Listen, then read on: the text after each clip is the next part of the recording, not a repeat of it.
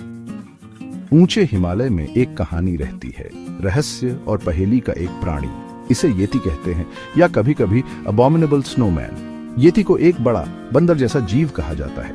यह बालों से ढका होता है और दो पैरों पर चलता है। नेपाल, तिब्बत, भारत और मंगोलिया के लोग सदियों से इसके बारे में कहानियां सुनाते आए हैं। लेकिन क्या येती सच में है या यह सिर्फ एक कहानी है? चलो बर्फीली चोटियों में जाते हैं और पता लगाते हैं। हिमालय दुनिया के सबसे ऊंचे पहाड़ हैं। ये कई अद्भुत जानवरों का घर है। स्नो लेपर्ड, नीली भेड़ और याक सभी इस कठोर वातावरण में रहते हैं। क्या ये तीन पहाड़ों में रहने वाला एक और अनजान जानवर हो सकता है? बहुत से लोग मानते हैं कि ऐसा है। वे पीढ़ियों से चली आ रही कहानियां सुनाते हैं। ये कहानियां एक ऐसे प्राणी के बारे में बताती हैं जो बहुत ताकतवर है और कभी कभी खतरनाक भी। लेकिन अब तक किसी को भी येती के असली होने का सबूत नहीं मिला है। हिमालय में रहने वाले लोगों के लिए येती सिर्फ एक कहानी से ज्यादा है। ये उनके इतिहास और संस्कृति का हिस्सा है। उन्होंने इसे कई नाम दिए हैं, जैसे मेहतेह या मैककांगमी।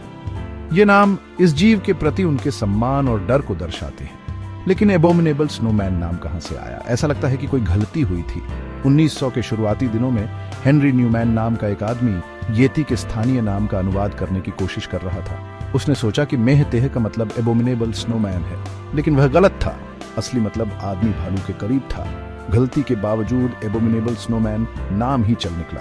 यह अखबारों और किताबों में मशहूर हो गया। जल्द ही पूरी दुनिया रहस्यमयी येती की कहानी जान गई। इतने सालों में कई लोग येती को ढूंढने गए हैं। उन्हें क्रिप्टोजोलॉजिस्ट कहा जाता है। ये खोजकर्ता इस बात का सबूत ढूंढना चाहते हैं कि येती असली है। कुछ लोग रोमांचक कहानियों और अजीब वस्तुओं के साथ लौटे हैं।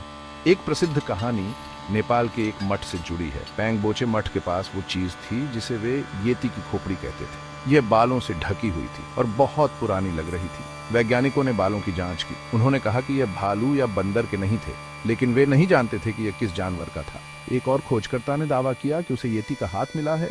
वह इसे लंदन भी ले गया, लेकिन फिर से वैज्ञानिक पक्के तौर पर नहीं कह सके कि यह क्या था।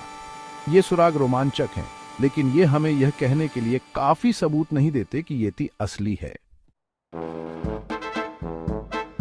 भाग 4, विज्ञान और येती। ज्यादातर वैज्ञानिक येती के बारे में संशय में हैं। वे कहते हैं कि इसके अस्तित्व को साबित करने के लिए पर्याप्त सबूत नहीं है। हिमालय बहुत बड़ा है और वहां जाना मुश्किल है। ये मुमकिन है कि लोगों ने दूसरे जानवरों को येती समझ लिया हो। उदाहरण के लिए हिमालयी भूरा भालू कभी कभी दो पैरों पर चलता है।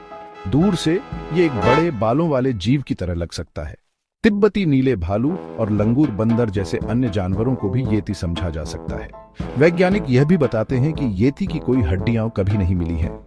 अगर येती असली होते तो पहाड़ों में कहीं न कहीं उनके अवशेष जरूर होते। हड्डियों या स्पष्ट तस्वीरों के बिना वैज्ञानिकों को यह समझाना मुश्किल है कि येती एक मिथक से ज्यादा कुछ है। भाग 5, कहानी जिंदा है। वैज्ञानिक सबूतों की कमी के बावजूद येती की कहानी जिंदा है। लोग देखे जाने की खबरें देते रहते हैं। उन्हें बर्फ में अजीब पैरों के निशान मिलते हैं और पहाड़ों में गूंजती हुई असामान्य चीखें सुनाई देती हैं। शायद येती सिर्फ एक कहानी है, लोगों के लिए पहाड़ों के अनजान खतरों को समझाने का एक तरीका। या हो सकता है, बस हो सकता है, वहां कुछ और हो, बर्फीली चोटियों के बीच छिपा हुआ। जब तक हमारे पास असली सबूत नहीं है, येती का रहस्य हमें रोमांचित और प्रेरित करता रहेगा। हिमालय में कई रहस्य छिपे हैं और शायद एक दिन येती खुद को दुनिया के सामने प्रकट कर देगा।